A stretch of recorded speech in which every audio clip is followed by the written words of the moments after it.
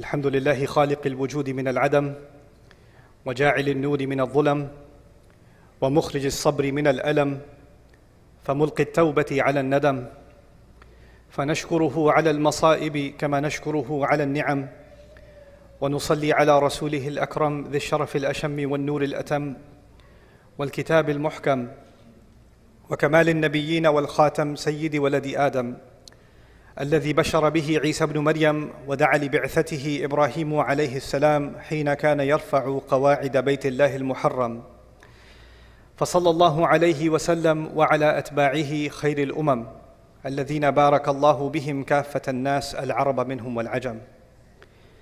فالحمد لله الذي لم يتخذ ولدا ولم يكن له شريك في الملك ولم يكن له ولي من الذل وكبره تكبيرا.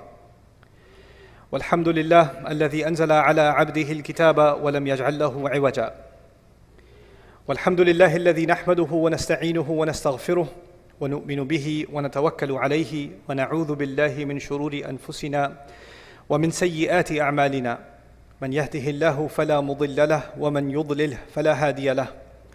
ونشهد أن لا إله إلا الله وحده لا شريك له، ونشهد أن محمدًا عبد الله ورسوله أرسله الله تعالى بالهدى ودين الحق ليظهره على الدين كله وكفى بالله شهيدا.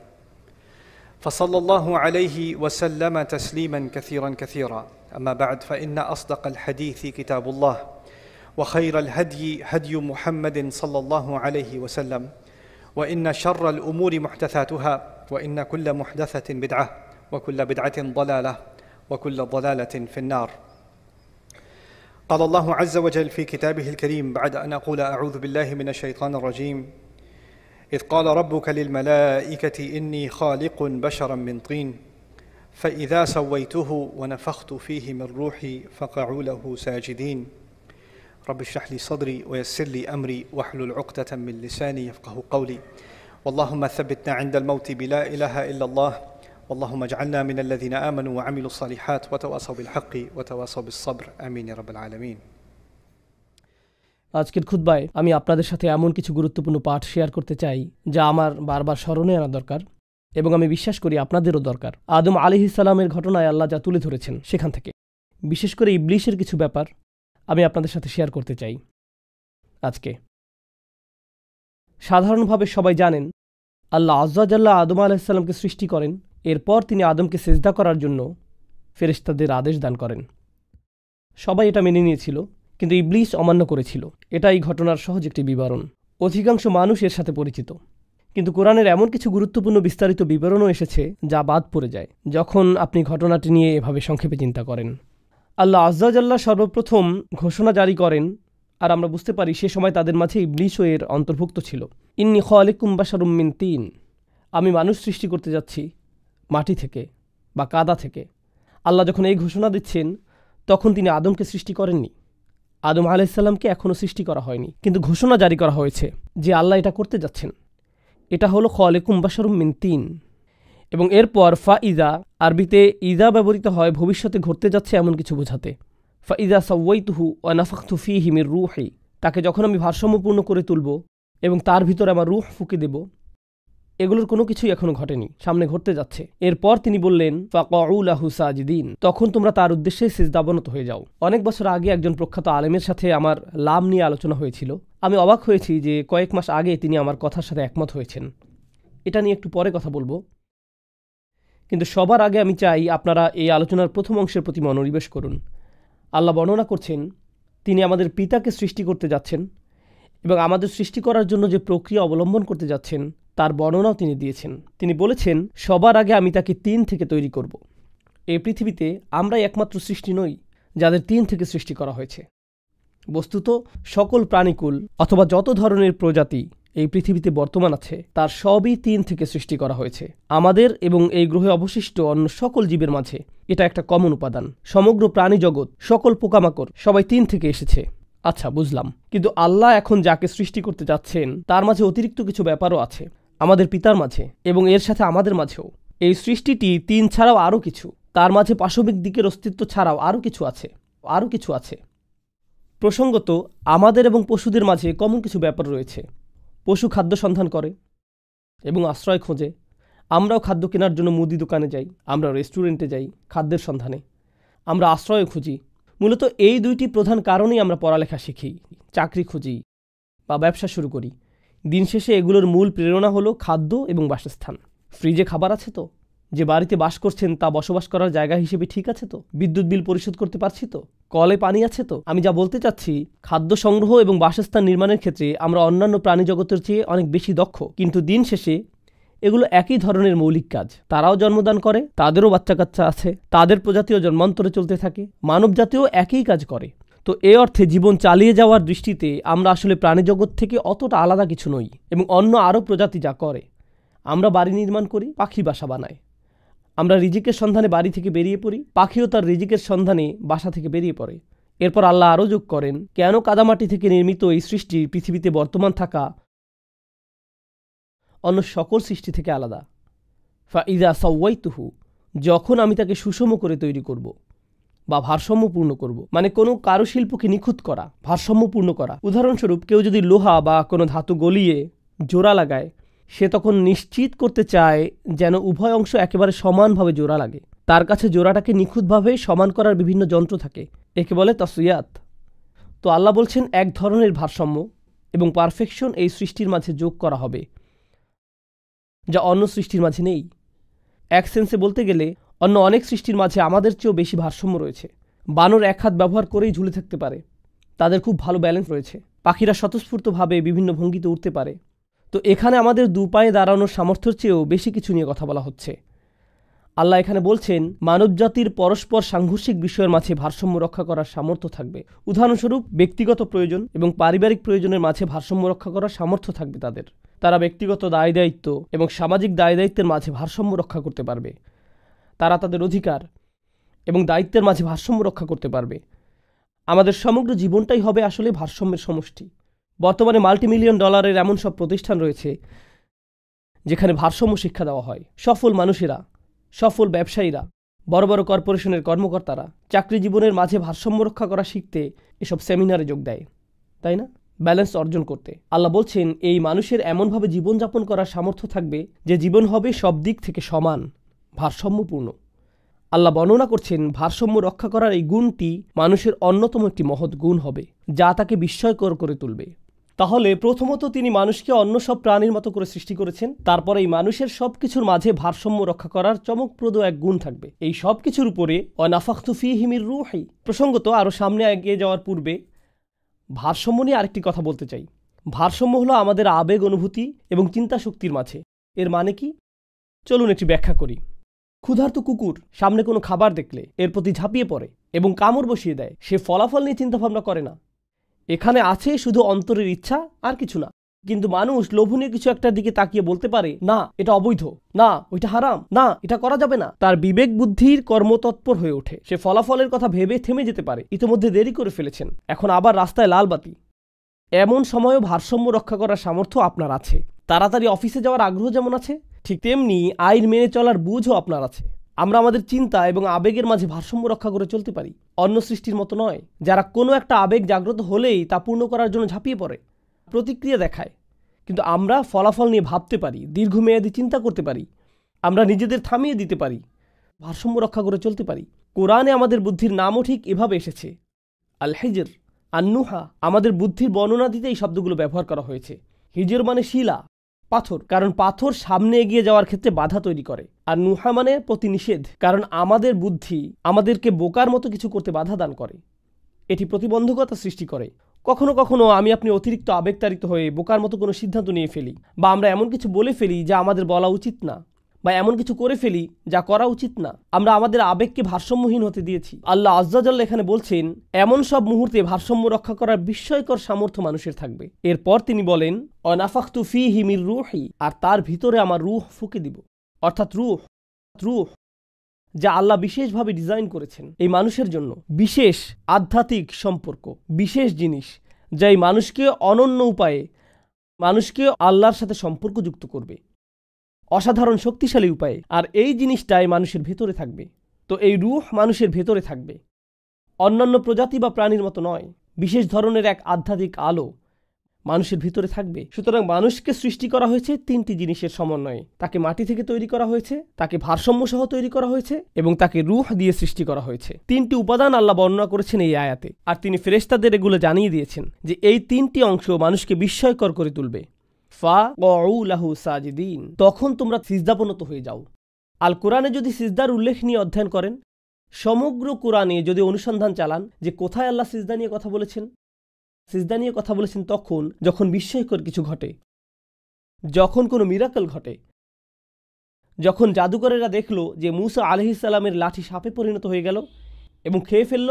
মা ইয়াফিকুন, তারা যা কিছু বানিয়েছিল তার সব কিছু তারা নিজেদের আর থামিয়ে রাখতে পারেনি, তারা সিজদায় অবনত হয়ে গেল।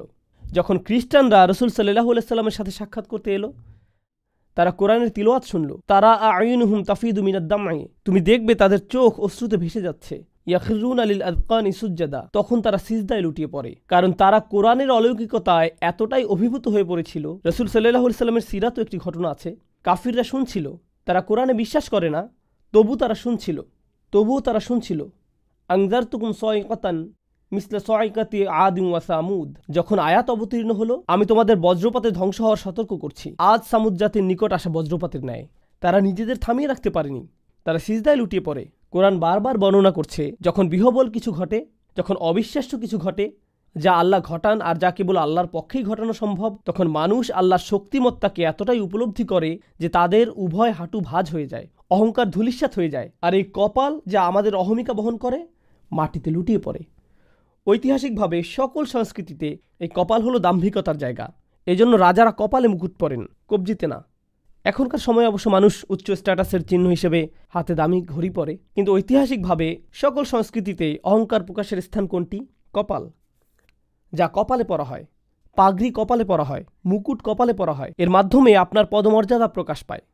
আজকের দুনিয়াতেও এমন কিছু দেশ আছে যেখানে নির্দিষ্ট ধরনের পাগড়ি আছে যেটা শুধু স্থানীয়দের জন্য নির্ধারিত। আপনি যদি পরেন ঝামেলায় পড়ে যাবেন। আপনি অন্য রঙেরটা পরতে পারবেন, কিন্তু তাদের রঙেরটা পরতে পারবেন না, এটা তাদের রং। এই কপাল আমাদের গৌরব প্রকাশের স্থান, আমাদের সামাজিক পদমর্যাদা প্রদর্শনের স্থান। এই সমস্ত কিছু মাটি হয়ে যায় যখন আপনি আল্লাহর ক্ষমতা উপলব্ধি করতে পারেন, তখন সাথে সাথে সিজদায় লুটিয়ে পড়েন। কোরআন এই ব্যাপারটাই বারবার তুলে ধরেছে। আল্লাহ এখানে সমস্ত ফেরেশতাদের নিকট দাবি জানাচ্ছেন। ফেরেশতাদের একটা ব্যাপার মনে রাখা গুরুত্বপূর্ণ, ফেরেশতারা যে শুধু দৃশ্যমান বাস্তবতা দেখতে পায় তাই নয়, তারা তো অদৃশ্য জগতের এক সৃষ্টি, যা আমাদের নিকট অদৃশ্য, যেমন আল্লাহর আরশ। আমাদের নিকট যা অদৃশ্য যেমন জিন জাতি, আমাদের নিকট যা অদৃশ্য যেমন মহাবিশ্বের গোপন বিষয়, এর অনেক কিছুই ফেরেশতারা দেখতে পান। তারা আকাশগুলোর ভিতর দিয়ে ভ্রমণ করেন। তো আমরা হয়তো একটি পর্বত দেখে চমৎকৃত হয়ে যাই, বা সমুদ্র দেখে, বা ঝর্ণা দেখে দৃশ্যমান জগৎ আমাদের অভিভূত করে ফেলে। কেউ যখন মহাবিশ্ব নিয়ে অধ্যয়ন করে আর ইলেকট্রন মাইক্রোস্কোপ দিয়ে দেখে, তারা দৃশ্যমান মহাবিশ্বের বিশালতা দেখে হতভম্ব হয়ে যায়। ভাবতে পারেন, দৃশ্যমান মহাবিশ্বের সাথে সাথে যারা অদৃশ্য জগৎও দেখছেন, আল্লাহ যা করেন তা দেখে কতটা অভিভূত তারা। উপরন্তু তারা আল্লাহর সাথে যোগাযোগ করতে পারেন। আল্লাহ সরাসরি ফেরেশতাদের সাথে কথা বলেন, তাদের আল্লাহর সাথে উভয় দিক থেকে যোগাযোগ আছে। আর আল্লাহ তাদেরকে বলছেন, এই সৃষ্টিটি এতই বিস্ময়কর যে সুবিশাল মহাবিশ্ব তিনি সৃষ্টি করেছেন, যত কিছু তিনি রেখেছেন, এই অত্যাশ্চর্য দৃশ্যমান এবং অদৃশ্য কাউন, তিনি বলছেন এই সব কিছুর মাঝে এই একটি সৃষ্টি এতই শক্তিশালী যে তোমাদের প্রত্যেকেরই বিস্ময় অভিভূত হয়ে যাওয়া উচিত তিনি যেভাবে আদমকে সৃষ্টি করেছেন তা দেখে, যে তোমরা সিজদায় লুটিয়ে পড়ো। তোমাদের হতভম্ব হয়ে যাওয়া উচিত আল্লাহর এই অত্যাশ্চর্য সৃষ্টি দেখে, হতভম্ব হয়ে যাওয়া উচিত। এবং এর ফলে আল্লাহর সকল ফেরেশতা ফাসাজাদাল মালাইকাতু কুল্লুহুম আজমাউন, তাদের সবাই একসাথে সিজদায় লুটিয়ে পড়ল। ব্যাপারটা হলো, যখন মূসা আলাইহিস সালামের লাঠি দিয়ে মিরাকল ঘটল, তখন কয়েকজন জাদুকর সিজদায় লুটিয়ে গেল। যখন কিছু মানুষ কোরআন শুনল, কিছু অবিশ্বাসী সিজদায় পড়ে গেল, বা কিছু খ্রিস্টান সিজদায় পড়ে গেল। আপনি কিছু মানুষের সিজদায় পড়ে যাওয়ার উল্লেখ পাবেন, কিন্তু এই ঘটনায় আপনি পাচ্ছেন আল্লাহ যত ফেরেশতা সৃষ্টি করেছেন সকলকে সিজদায় পড়ে যাওয়ার আদেশ দেওয়া হয়। কি বিশাল এক মিরাকল, কি বিস্ময়কর এক ব্যাপার ছিল আদম আলাইহিস সালামের সৃষ্টি। কতটা শক্তিশালী এই সৃষ্টি। যদি এটা নিয়ে গভীরভাবে ভেবে দেখেন, আবার বলছি, আদম আলাইহিস সালামকে এখনো সৃষ্টি করা হয়নি, এটা ছিল শুধু ঘোষণা। কেন তোমরা এতটা অবাক হয়ে পড়বে? কেন তোমরা এতটা বিস্ময়াভিভূত হয়ে পড়বে? কোন কারণে এই সিজদা? কেন তারা তাদের চেহারা নত করে দিবে? ঠিক এই তিনটা জিনিসের কারণে। ইন্নী খালিকুম বাশারুম মিন তিন ফাইদা সাওয়াইতুহু ওয়া নাফাখতু ফীহি মির রূহ, এরপর এসেছে ফা, এটি হলো ফা সাবাবিয়া, অর্থাৎ সেই জন্য বা সেই অনুসারে সিজদায় পড়ে যাওয়া। ফা এখানে সাবাবিয়া হতে পারে। এ মতে তোমরা তার সামনে সিজদায় পড়ে যাও। এখন এই ঘোষণাটি জারি করা হলো। আমরা জানি ইবলিশও ঘোষণাটি শুনল। সে যদি এই ঘোষণা শুনে থাকে, সেও জানে আদমকে সৃষ্টি করা হয়েছে তিনটি জিনিসের সমন্বয়ে। আমি বারবার তিনটি জিনিসের কথা উল্লেখ করছি, কারণ যেন এটা আপনাদের মাথায় একেবারে বদ্ধমূল হয়ে যায়। তিনটি জিনিস, তিনটি জিনিস, তিনটি জিনিস। আর আমরা জানি আল্লাহ আমাদের বলছেন, যখন সে সিজদা করতে অস্বীকৃতি জানালো, সে আল্লাহর দিকে ফিরে এভাবে বলেনি, খলাকতানি মিন নারিন ওয়া খলাকতাহু মিন তিনিন ওয়া সাওয়াইতাহু ওয়া নাফাখতা ফীহি মির রূহিকা। সে এটা বলেনি। সে শুধু বলেছিল, আপনি আমাকে আগুন থেকে সৃষ্টি করেছেন, তাকে কাদা থেকে সৃষ্টি করেছেন। এটা শুধু তিনটা বিষয়ের একটা মাত্র। আরও দুইটি জিনিস তো বাকি আছে। সে বাকি দুইটা সম্পর্কেও সে জানতো। সে তাসবিয়াহ তথা মানুষের ভারসাম্য সম্পর্কে জানতো। সে মানুষের ভেতরে ফুঁকে দেওয়া রূহ সম্পর্কেও জানতো। কিন্তু ইবলিস আল্লাহর নিকট অভিযোগ করার সময় এমনভাবে অভিযোগ করলো যেন বাকি দুইটা সম্পর্কে সে অজ্ঞ। কিন্তু সে জানে, তার পূর্ণ জ্ঞান ছিল। এই গুরুত্বপূর্ণ বিষয়টা আমি এই সংক্ষিপ্ত খুতবায় তুলে ধরতে চাই। তো আদম আলাইহিস সালামের ঘটনায় শত শত শিক্ষা রয়েছে, কিন্তু আশা করছি আমি এই একটি শিক্ষা ব্যাখ্যা করার ক্ষেত্রে কিছুটা ন্যায় বিচার করতে পারবো। আমি চাই এই শিক্ষাটা আপনারা আজ নিয়ে যাবেন। আর তা হলো, বাকি দুইটি বিষয় অস্বীকার করার কারণ হলো, সে যদি অবশিষ্ট দুইটি বিষয় স্বীকার করে নেয়, তাহলে তাকে স্বীকার করতে হবে মানুষ আসলে আল্লাহর এক বিস্ময়কর সৃষ্টি। কিন্তু সে যদি শুধু কাদার কথা স্বীকার করে, সে যদি শুধু মাটির কথা স্বীকার করে, তাহলে আদম এবং একটি ঘোড়ার মাঝে আর কি পার্থক্য আছে? আদম এবং একটি গরু বা বানরের মাঝে কি আর এমন পার্থক্য আছে? তারা আহার করে, সেও আহার করে। তারা আশ্রয় খোঁজে, সেও আশ্রয় খোঁজে। তারও বাচ্চা কাচ্চা আছে। সে শুধু একজন আরও উন্নত এক প্রাণী, এটাই সব। সে দুই পায়ে দাঁড়াতে পারে, তো কি হয়েছে? এটা আর বড় কিছু নয়। সে শুধু আরও বিকশিত এক প্রজাতি। তার মাঝে অতিরিক্ত আর কিছু নেই। তার মাঝে বৃহত্তর অস্তিত্বের কিছু নেই। অতএব ইবলিশ ইচ্ছা করেই আমাদের অস্তিত্বের দুইটি গুরুত্বপূর্ণ উপাদানকে অস্বীকার করে। তিনটার মধ্যে দুইটাকে সে জেনে শুনে অস্বীকার করে। সে যদি এই দুইটা স্বীকার করে নেয়, তাহলে আল্লাহর এই বিস্ময়কর সৃষ্টির শ্রেষ্ঠত্ব তাকে স্বীকার করে নিতে হবে। এখন সে মানব জাতিকে ঘৃণা করে। আমাদেরকে এই পদমর্যাদা দেওয়ার কারণে সে আল্লাহকে দোষারোপ করে। সে শপথ করে যে শুধু আদম আলাইহিস সালামকেই সে ব্যর্থ দেখতে চায় না। কারণ যদি তুমি আদমকে ঘৃণা করো আর আদমকে তুমি জান্নাত থেকে বিতাড়িত করতে পেরেছ, তখন তো তার এমন হওয়ার কথা, যাক আমি এখন ভালো ফিল করছি, আমার এখন ভালো লাগছে। কিন্তু না, সে ফোন দিয়ে আটল, এখন আমি আদমের সন্তানদের ধরব, আমি তার পরিবারকে ধরব, এরপর পরবর্তী প্রজন্মগুলোকে। সে এভাবে বারবার মানব জাতিকে ধ্বংস করতে লাগলো। তবুও তার অন্তরে প্রতিশোধের আগুন একটুও কমেনি। প্রতিশোধ নেয়ার পরেও তার সন্তুষ্টি আসেনি, বা ধ্বংস করার পরেও তার অন্তর শান্ত হয়নি। তো এখন ব্যাপারটা হলো, কিভাবে সে মানব জাতিকে ধ্বংস করে? সে আমাদের ধ্বংস করতে অনেক কিছু করে। তার কর্মপদ্ধতির মাঝে অন্যতম একটি হলো, এখন আমি আমার খুতবার মূল বিষয়বস্তু নিয়ে কথা বলতে যাচ্ছি। এই প্যাসেজ থেকে যে জিনিসটা আমরা শিখতে পারি, যে কোরআনের এই আয়াতগুলো থেকে, তা হলো ইবলিশ চায়নি মানুষ কোনোদিন মূল্যবান কিছু হিসেবে স্বীকৃতি পাক। তার সবচেয়ে বড় সফলতা, তার সবচেয়ে মহান সফলতাগুলোর একটি হলো, সে যদি আমাদের বোঝাতে সক্ষম হয় আসলেই আমাদের কোনো দাম নেই। স্বমূল্য তথা নিজেকে দাম দেয়া, মানুষ হিসেবে নিজেকে সম্মান দেয়া আজকের দুনিয়ার অন্যতম একটি বড় সংকট। সমাজবিজ্ঞানের জগৎ, মনোবিজ্ঞানের জগৎ এবং সমগ্র দুনিয়ার পরিবারগুলো আজ এমন মানুষদের নিয়ে মহাসংকটে আছে, যারা নিজের মাঝে কোনো মূল্য খুঁজে পায় না। আসলেই আমাদের কোনো দাম নেই। আগে আমার একটা চাকরি ছিল, এখন আমি অবসরে, কেউ আমার অভিমতের কোনো মূল্য দেয় না, আমার কোনো দাম নেই। আমি সারাদিন বাসায় বসে থাকি, আমার ছেলে চাকরি করে, আমার মেয়ে কলেজে পড়ে, আমি পুরোই মূল্যহীন, আমি এখন সবার বোঝা। এভাবে একজন বৃদ্ধ বাসায় বসে বসে নিজেকে মূল্যহীন ভাবতে থাকে। আমার এখন মসজিদ আর বাসায় আসা যাওয়া ছাড়া কোনো কাজ নেই। নিজের ভিতরে এক ধরনের স্বমূল্যের অভাব সবসময় আমার ভিতরে কাজ করে।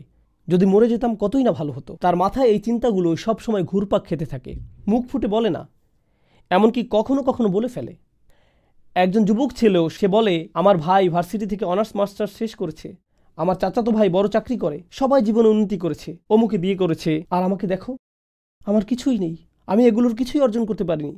আমি জীবনে অনেক সময় নষ্ট করেছি, আমার এটা করা উচিত ছিল, ওটা করা উচিত ছিল, সবাই বলছে আমি জীবনে পরাজিত, আমি তো সত্যিই পরাজিত। ইবলিশ চায় মানুষজন আপনাকে এমন সব কথা বলুক, আশেপাশের মানুষেরা তারা এমন সব কথা বলবে যার ফলে আপনার নিজেকে মূল্যহীন মনে হবে। আর ওই মানুষগুলো এমনকি বুঝেও না যে তারা এই ক্ষতিটা করছে, এটা তাদের মাথায়ও আসে না। কিন্তু তাদের এই কথাগুলো আপনার জীবনে ব্যাপক প্রভাব ফেলছে। আপনি তখন ভাবতে শুরু করেন, সম্ভবত আমার কোনো দাম নেই। একবার যখন এভাবে নিম্নমানের আত্মসম্মানে ভোগেন, নিজেকে যথাযথ মূল্য না দিয়ে থাকেন, তখন সব সময় মনে হবে একমাত্র যে উপায়ে আমি কিছুটা মূল্য পেতে পারি তা হলো যদি অন্য কেউ আমাকে দাম দেয়। আমার কোনো কিছুতে যদি অন্য কেউ সমর্থন দেয় তবেই আমার কিছুটা দাম আছে। তাই আমি কি করব? আমি নিজের একটা ছবি তুলব, তারপর সব ফিল্টার অনেকবার পরিবর্তন করে অনলাইনে পোস্ট করব, তারপর অপেক্ষা করব কেউ যদি লাইক দেয় বা লাভ চিহ্ন দেয়, অন্ততপক্ষে মাশাআল্লাহ বা কোনো একটা কমেন্ট। কারণ কেউ যদি দেয়, যাক আমার কিছুটা দাম আছে। আচ্ছা এখন কি করব? আমার তো দাম দরকার, কারণ আমি আবার মূল্যহীন হয়ে পড়ছি। আমি গত 2 দিনে কিছুই পোস্ট করিনি, আমাকে আবার শুরু করতে হবে। আমি আবার নিজেকে মূল্যবান মনে করতে চাই। নিজের মাঝে যদি নিজের মূল্য খুঁজে না পান, তখন আপনি নিজের মূল্য কোথায় খুঁজবেন? অন্য কোথাও, অন্য কারো কাছে। সব সময় অন্য কারো সমর্থনের আশায় থাকেন, সব সময় অন্য কারো প্রশংসার সন্ধানে থাকেন। তুমি তো কিছু বললে না, তোমার কি মনে হয় আমার কি করা উচিত? এই ব্যাপারে তোমার কি মনে হয়? এই ব্যাপারে তোমার কি কি অভিমত আছে? সব সময় আরেকজনের মতামত তালাশ করে বেড়ান, কারণ এছাড়া নিজের কোনো দাম নেই। আবার নিজের ব্যাপারে ভয় পেয়ে যান। আপনার আত্মসম্মান যদি খুব নিম্নমানের হয়, তখন নিজের অধিকারগুলো আদায় করার জন্য সাহস খুঁজে পাবেন না। মানুষ আপনার সাথে অন্যায় এবং অপমানমূলক আচরণ করলেও মনে মনে ভাববেন, আমি তো এমন আচরণেরই যোগ্য, আমি তো এমনিতেই আবর্জনা, এর চেয়ে খারাপ আচরণ পাওয়ার যোগ্য আমি। আরও খারাপ ব্যাপার হলো, ইবলিশ আপনার আশেপাশের মানুষদের কাছে এসে বলবে, তাকে অমুক কথাটা বলো, আমি একটা কুকুরের সাথেও এর চেয়ে উত্তম আচরণ করি, কিন্তু তুমি তো এর থেকেও মন্দ আচরণ পাওয়ার যোগ্য, তাই আমার এতটুকু আচরণেও তোমার খুশি হওয়া উচিত, তোমার নিজেকে ভাগ্যবান মনে করা উচিত। বারবার এমন কথা শুনতে থাকলে কি হয়?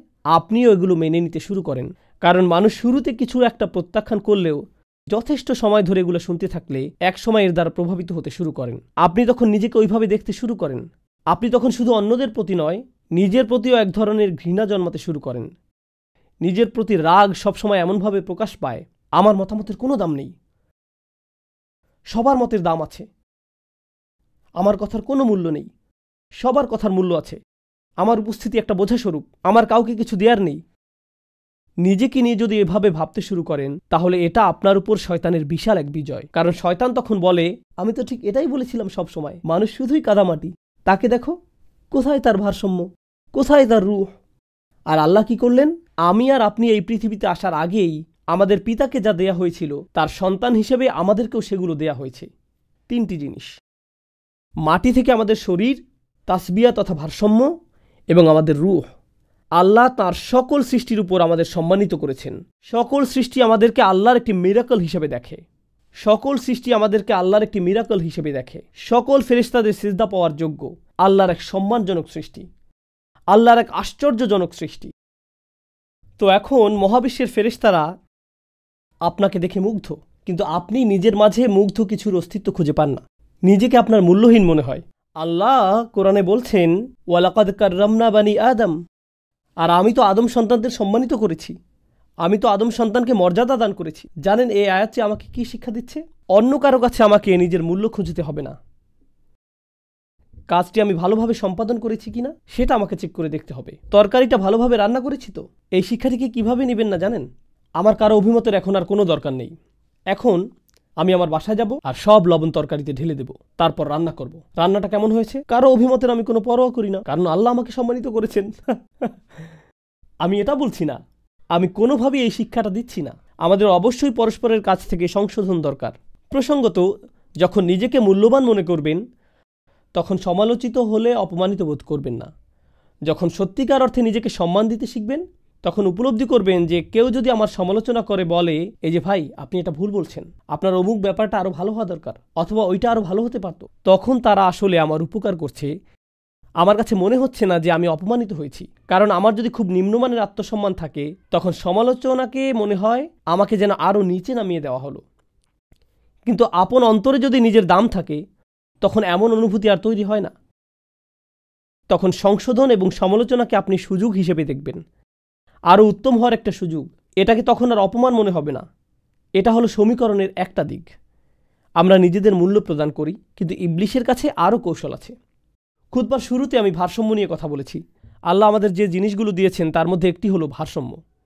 কিন্তু বর্তমান বিশ্বে অধিকাংশ মানুষ এখন আর বইয়ের মাধ্যমে নিজেদের শিক্ষিত করে তুলতে আগ্রহী নয়, বই পাঠে বা অধ্যয়নে মনোযোগী নয়। প্রকৃতপক্ষে ভিডিও একটা যদি 30 সেকেন্ডের বেশি হয়, পরেরটা দেখে, সামনে আগাও। জানেন তারা কি বলে? আমি অনেক গবেষণা করেছিলাম। না, তুমি গবেষণা করছো না, তুমি টিকটক চালাচ্ছ। এর নাম গবেষণা নয়। আমি মনোবিজ্ঞান নিয়ে প্রচুর গবেষণা করেছিলাম। না, তুমি করনি। 3 মিনিটের ইউটিউব ভিডিও দেখার নাম গবেষণা না। তুমি কিছুই অধ্যয়ন করনি। কিন্তু আমরা এখন কয়েক সেকেন্ডের শব্দ শোনায় অভ্যস্ত হয়ে গেছি। তাড়াতাড়ি দ্রুত কিছু শিখতে চাই, ফলে কোনো কিছুর বৈধতাও তাড়াতাড়ি চাই। দ্রুত কিছু শিখতে চাই, কোনো কিছুর বৈধতাও তাড়াতাড়ি চাই। এই সমস্ত সোশ্যাল মিডিয়ার পরিবেশে এখন যা হয় যে একটি বিষয় বারবার চোখের সামনে এসে পড়ে, আত্মানুরাগ, নিজের দাম, আত্মসম্মান, যা নিয়ে আমি এখন কথা বলছি। কিন্তু এই ব্যাপারটা নিয়ে আপনি বাড়াবাড়ি করতে পারেন। তুমি অসাধারণ, তুমিই সেরা, নিজেকে বিশ্বাস করো, তুমি তুমি নাফসুক নাফসুক। আপনিও তখন আমি নিজে, এভাবে নিজেকে নিয়ে আচ্ছন্ন হয়ে পড়ে থাকতে পারেন। কিছু কিছু পিতামাতারা বাচ্চাদের এমন বানিয়ে ফেলেন, তুমিই সেরা, তুমিই শ্রেষ্ঠ, সব সময় তুমিই হলে রাজকন্যা। 4 বছরের ছোট মেয়েকে বলে, তুমি আমার রাজকন্যা, অন্য সবাই অসুন্দর, তুমিই সেরা সুন্দরী। এরপর এই ছোট বাচ্চাটা একটা দৈত্যে পরিণত হয়। স্কুলে গিয়ে বলে, শোনো সবাই, রাজকন্যা চলে এসেছে, সবাই আমার আংটিতে চুমু দাও। এভাবে সে নিজের সম্পর্কে অযথা উচ্চ ধারণা গড়ে তোলে। আমাদের মূল্য, আমাদের দাম আল্লাহর সামনে এমন কিছু যা আমাদের বিনয়ী করা উচিত। আল্লাহ আমাকে এত উচ্চ পদমর্যাদা দান করেছেন, আমার উচিত এই পদমর্যাদাকে কাজে নিয়োগ করা। আপনাদের নিকট একটি উপমা উপস্থাপন করছি। কল্পনা করুন, নিজের উপর কোনো আস্থা ছিল না আপনার, আপনাকে অতটা যোগ্য মনে করেননি, কিন্তু তবু একটা চাকরির জন্য আবেদন করলেন। এমনিতেই আবেদন করলেন, মনে মনে বলছেন, আমি নিশ্চিত ওরা আমাকে নিবে না। কিন্তু ওদের কাছ থেকে একটা কল এলো, ওরা আপনাকে নির্বাহী পদে নিয়োগ দিতে চায়, অনেক উপরের পদে। আপনি তো নিজের সম্পর্কে জানেন, আমি এই চাকরির জন্য মোটেই যোগ্য না। কিন্তু যাই হোক, ওই পদে আপনার নিয়োগ হয়ে গেল। আমি চাই আপনারা এটা নিয়ে চিন্তা করুন। আমি নিজেও চিন্তা করতে চাই। আমার মাথায় তখন কোন চিন্তাগুলো ঘুরপাক খাচ্ছে? আমি কি ভাবছি? হ্যাঁ, বস এসে গেছে, সবাই সাবধান হও, ওইটা আমার চেয়ার। নাকি ভাবছেন, আমাকে এত বড় এক পদ দেওয়া হলো, নিজের ভালো চাইলেই তাদের প্রত্যাশা অনুযায়ী আমার কাজ করা উচিত, ব্যাপারগুলো দ্রুত বুঝে নেওয়া উচিত, নিজেকে দ্রুত খাপ খাইয়ে নেওয়া উচিত।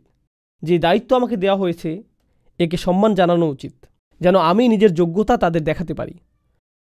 অতএব প্রথমে আপনাকে পদমর্যাদা দেওয়া হয়েছে, এমনকি নিজের যোগ্যতার প্রমাণ দেওয়ার আগেই বিশুদ্ধ দৃষ্টিভঙ্গি হবে, আমাকে তাদের প্রত্যাশা অনুযায়ী কাজ করতে হবে। ভালো লাগুক বা না লাগুক, আমার জন্য উত্তম হবে কাজে নেমে পড়া। বুঝতে পারছেন? এর উল্টোটা হবে, নিজের যোগ্যতার প্রমাণ না দিয়েই কেউ যদি পদটি পেয়ে যায়, এরপর বলে, এখন কি আর কিছু করতে হবে? আমি তো পদটা ইতিমধ্যে পেয়েই গেছি। এখন আমি এমন সবার দিকে নিচু দৃষ্টিতে তাকাতে পারি যারা এই পদ পায়নি। ওরা যেমন বলে, আসলটা বানানোর আগ পর্যন্ত নকলটা দিয়ে চালাও। এটা তো আর এভাবে কাজ করে না। এটা মূলত দাম্ভিকতা সুলভ আচরণ। তো একদিকে আমরা নিজেদের মূল্য প্রদান করি, আল্লাহ আমাদের যে সম্ভাবনা দান করেছেন, আমাদের মূলত সেই সম্ভাবনাকে মূল্য দেওয়ার কথা। চেষ্টা সাধনা চালানোর যে সামর্থ্য আল্লাহ আমাদের দান করেছেন, মূলত তাকে আমাদের মূল্য দেওয়ার কথা, পার্থিব উপায় উপকরণ নয়। উপায় উপকরণ তো আল্লাহ যে কাউকে দিতে পারেন, আর এই জিনিসগুলো আসবে যাবে। একমাত্র যে ব্যাপারটার মূল্য আল্লাহর কাছে আছে এবং আমাদের কাছে থাকা উচিত, তা হলো আমাদের প্রচেষ্টাগুলো। ওয়া আল্লাইসা লিল ইনসানি ইল্লা মা সাআ। শেষ বিচারের দিন মানুষের কাছে মূল্যবান কিছুই থাকবে না, শুধু তাদের প্রচেষ্টাগুলো ছাড়া। একমাত্র এটাই। এজন্য ভারসাম্য স্থাপন করতে হবে আত্মবিশ্বাস এবং বিনম্রতার মাঝে। কারণ নিজেকে অতিরিক্ত মূল্যবান মনে করলে তা দাম্ভিকতায় পরিণত হতে পারে, আর অতিরিক্ত বিনম্র হলে ভাবতে শুরু করবেন, আমি কেউ না, কিছুই না। আপনাদের এমন একটি উদাহরণ দিচ্ছি যেটা আমি ইসলামী পরিমণ্ডলে দেখেছি। অনেক বছর আগে আমি একটি ভার্সিটিতে গিয়েছিলাম। সেখানে প্রায় কোনো মুসলমান ছিল না। 5-6 জন মুসলিম যুবক ছাত্র উপস্থিত হলো। ধরুন 100 মাইলের মধ্যে কোনো মসজিদ ছিল না। এজন্য তাদের নিজেদেরকে জুমার নামাজের আয়োজন করতে হয়েছিল। এই 5 জন তরুণকে, তাদের মাঝে একজন ছিল হাফেজে কোরআন। স্পষ্টত তার উপরে দায়িত্ব এসে পড়ল প্রস্তুতি নেওয়ার, কিছু শেখার, যেন খুতবা দিতে পারে এবং নামাজের ইমামতি করার। কিন্তু সে করবে না, সে রাজি হলো না। জিজ্ঞেস করা হলো, কেন তুমি খুতবা দিতে চাও না? ভাই, আমি কিছুই জানি না, আমি শুধু একজন ফকির। আমি জানি আল্লাহর সামনে আমি খুবই মূল্যহীন। আমি কিভাবে মিম্বারে দাঁড়াবো যেভাবে রাসূলুল্লাহ সাল্লাল্লাহু আলাইহি ওয়াসাল্লাম দাঁড়াতেন, কারণ আমি জানি আমি এমনকি ওলামাদের পায়ের ধুলোর সমানও নই। এভাবে সে বিনম্রতা নিয়ে বিশাল এক বক্তব্য দেওয়া শুরু করলো। কিভাবে না না না, আমি কিছুই না, আমার দাম নেই, আমি একটা অপদার্থ। আমি বললাম, আমি জানি তুমি একটা অপদার্থ, কিন্তু তবুও ব্যাপারটা হলো তুমি যদি এটা না করো, এই ছেলে ইংরেজিতে নামাজের ইমামতি শুরু করবে। সে হাত তুলে বলবে গড ইজ গ্রেট, এরপর সে এইভাবে পড়াবে। তাই তোমাকে এগিয়ে আসতে হবে ভাই। তুমি এমন একটা পরিস্থিতিতে পড়ে গেছো, এর সাথে অহংকারের কোনো সম্পর্ক নেই। তুমি আত্মবিশ্বাসের প্রয়োজন আর অহংকারের মাঝে একটা তালগোল পাকিয়ে ফেলেছ। এখন আত্মবিশ্বাস প্রদর্শনের সময়, কিন্তু অতিরিক্ত আত্মবিশ্বাস আবার সমস্যা তৈরি করবে। মনে করুন সে খুতবা দেওয়া শুরু করলো, আর কেউ এসে বলল ভাই এ সপ্তাহে একজন আলেম খুতবা দিবেন। সে তখন উনি কেন আমার স্থান দখল করে নিচ্ছেন? আমি খুতবা দিতে ভালোবাসি, ওনাকে কেন আমার জায়গা দিতে হবে? তাকে কি শনিবারে খুতবা দিতে বলতে পারো না? আমি জানি না বিকল্প আছে কিনা, কারণ আমি প্রধান স্টেজে থাকতে থাকতে অভ্যস্ত হয়ে গেছি। এটা হলো অহংকার। অতএব একদিকে আছে আত্মবিশ্বাস, অন্যদিকে আছে বিনম্রতা। এ দুটোর মাঝে ভারসাম্য প্রতিষ্ঠিত হতে হবে। আল্লাহ আজ্জা জাল্লাহ ঠিক এটাই বর্ণনা করেছেন যে মানুষের বিস্ময়কর গুণগুলোর মাঝে এটা হবে অন্যতম। আল্লাহ আমাদের ভেতর এটা স্থাপন করে দিয়েছেন। একদিকে আছে আধ্যাত্মিক জগৎ, অন্যদিকে আছে বস্তুগত জগৎ। একদিকে আছে আত্মবিশ্বাস, অন্যদিকে আছে বিনম্রতা। উভয়ের মাঝে আছে তাসবিয়া। সব সময় এক প্রান্তে আল্লাহ উল্লেখ করছেন কাদামাটির কথা, আর অন্য প্রান্তে রূহের কথা। দুইটি বিপরীতমুখী বৈশিষ্ট্য। আর ঠিক মাঝখানে তিনি ভারসাম্যের কথা উল্লেখ করছেন, ফাইদা সাওয়াইতুহু নাফাখতু ফীহি মির রূহ। সুবহানাল্লাহ। আমাদের সমগ্র জীবন তো এই ভারসাম্য খুঁজে পাওয়ার সংগ্রামে ব্যয়িত হওয়ার কথা। সত্যিকারের মূল্য আমাদের নিজেদের ভিতরে, যেন আমরা অন্য মানুষের মাঝে এটা খুঁজে না ফিরি, বস্তুগত জিনিসের মাঝে খুঁজে না ফিরি, সোশ্যাল মিডিয়ার পোস্টের মাঝে খুঁজে না ফিরি, বা এঙ্গেজমেন্ট বা ফলোয়ারের মাঝে। আমরা নিজের মূল্য নিজের পরিধেয় বস্ত্রের মাঝে না খুঁজি। আমরা যেন মূল্য খুঁজি আমরা আল্লাহ আজ্জা জাল্লাহকে কি কি দিতে পারি তার মাঝে। আপনি যদি একজন বৃদ্ধ মানুষ হয়ে থাকেন বা অবসরপ্রাপ্ত হয়ে থাকেন, আর আপনার মনে হয় পৃথিবীকে দেওয়ার মতো আপনার কিছুই নেই, এভাবে চিন্তা করা বন্ধ করুন। আমাদের প্রত্যেকে এই দুনিয়া থেকে বিদায় নেয়ার দিন পর্যন্ত একজন শিক্ষার্থী। এমন কোনো বয়স নেই যে বয়সে ধর্মীয় শিক্ষা অর্জন বন্ধ করতে হবে। আপনি যত বেশি শিখবেন তত বেশি নিজেকে সমৃদ্ধ করবেন, আর নিজে যত বেশি সমৃদ্ধ হবেন প্রকৃতগতভাবে আপনার চারপাশের দুনিয়াও এতে বেশি সমৃদ্ধশালী হয়ে উঠবে। আরও বেশি প্রজ্ঞা আপনি পৃথিবীকে দিতে পারবেন। এক ব্যক্তি, শেষ এই বিষয়টাই আজ আপনাদের সাথে শেয়ার করব। আমার পরিচিত এক ভদ্রলোক সম্প্রতি মারা গেছেন, এক বয়স্ক লোক, যিনি বহু বছর পূর্বে চাকরি থেকে অবসর নিয়েছেন। এরপর নিজের ঘরেই থাকতেন সবসময়। তিনি তার সমগ্র দিন অধ্যয়ন এবং জ্ঞান অর্জনে, অধ্যাবসায় এবং শেখার কাজে ব্যয় করতেন। যখন তিনি পরপারে চলে গেলেন, তার সন্তানেরা, তার তো আর চাকরি ছিল না। যদি ওনার দিকে দুনিয়াবী দৃষ্টিতে তাকান, উনি ছিলেন পরিবারের জন্য অর্থনৈতিক বোঝাস্বরূপ। তাকে নিয়ে আমরা কি করব, কে তার যত্ন নিবে। কিন্তু পক্ষান্তরে উনি যখন মারা গেলেন, ওনার ছেলেমেয়েরা, ওনার নাতি নাতনিরা, তারা সবাই ওনার কোন কোন ব্যাপারগুলো স্মরণে আনত, যে বিষয়গুলো তিনি পড়তেন এবং সবার সাথে শেয়ার করতেন, যে প্রজ্ঞাপূর্ণ কথাগুলো উনি শেয়ার করতেন, জ্ঞানের এই ছোট ছোট কথাগুলো। আপনি জানেন না, হয়তো তার নাতি নাতনির জীবন পরিবর্তন করে দিতে পারে। আল্লাহ যেমন ইউসুফ আলাইহিস সালাম সম্পর্কে বলেছেন, লাউলা আর রাআ বুরহানা রব্বিহি। ইউসুফ আলাইহিস সালাম সামান্য কিছু উপদেশ শুনেছিলেন তার পিতা ইয়াকুব আলাইহিস সালামের নিকট থেকে। যখন তিনি ছোট ছিলেন, অনেক অনেক বছর ধরে তিনি ইসলামের উপর অটল ছিলেন। তার একমাত্র তারবিয়া ছিল বহু বছর আগে তার পিতার কাছ থেকে শোনা কিছু জ্ঞানগর্ভ কথা, ঠিক না? সুতরাং কোনো ভালো কাজই মূল্যহীন নয়, কোনো ভালো প্রচেষ্টাই মূল্যহীন নয়, কোনো আদম সন্তানই মূল্যহীন নয়। নিজের মাঝে নিজের মূল্য তালাশ করুন, যা আল্লাহ আপনাকে ইতিমধ্যে দান করেছেন। আল্লাহ আজ্জা জাল্লাহ আমাদেরকে নিজেদের মূল্য বুঝতে সাহায্য করুন, নিজেদের দাম উপলব্ধি করতে সাহায্য করুন, এবং শয়তানকে যেন সুযোগ না দেন আমাকে আপনাকে এমন কেউ হিসেবে দেখার যে মূল্যহীন, অযোগ্য, বা এমন কেউ সবাই যাকে মারিয়ে যাবে অথবা কষ্ট দিবে। আমাদেরকে এই আত্মঘৃণা বন্ধ করতে হবে, এবং আল্লাহ যেন এই সমূল্যের চেতনাকে কখনোই অহংকারে পরিণত হওয়ার সুযোগ না দেন। বারাকাল্লাহু লি ওয়া লাকুম ফিল কুরআনিল হাকিম ওয়া নাফা'নি ওয়া ইয়্যাকুম বিল আয়াতি ওয়া যিকরিল হাকিম।